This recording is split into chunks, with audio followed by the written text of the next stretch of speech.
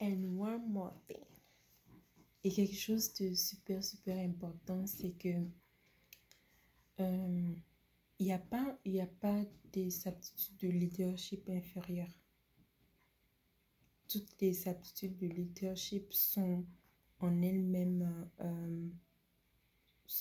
ont la valeur qu'elles ont elles-mêmes et ils ne peuvent pas être comparés non plus.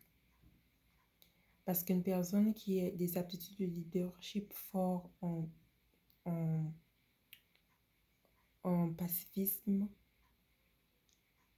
en self-control, une personne qui est tout le temps là à faire en sorte que les rapports entre les collaborateurs soient le plus fluide possible et évite les conflits, n'est pas inférieur ou n'est pas faible. Plutôt, c'est des aptitudes qu'il faut développer et axer, positionner au bon endroit. Toutes les aptitudes de leadership sont très importantes et se complémentent. Il n'y a pas un qui est plus important que l'autre. C'est plutôt l'usage qu'on en fait et surtout de la façon dont on se positionne avec son aptitude de leadership. Il y a des secteurs qui sont propices à telle aptitude de leadership et à telle autre.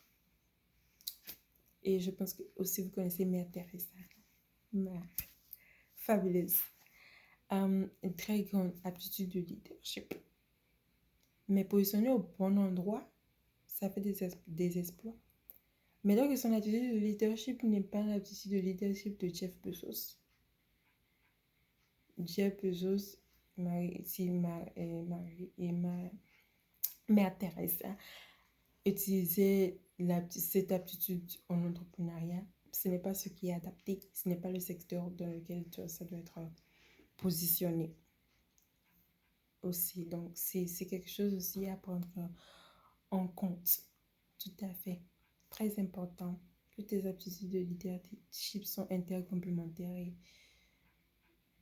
il n'y a pas une qui est moins indispensable. Le truc, le X, c'est juste que c'est plus plutôt que les aptitudes de leadership ne sont pas positionnées au bon endroit et dans les bons secteurs surtout pour faire en sorte que ça il se développe et ait un impact considérable.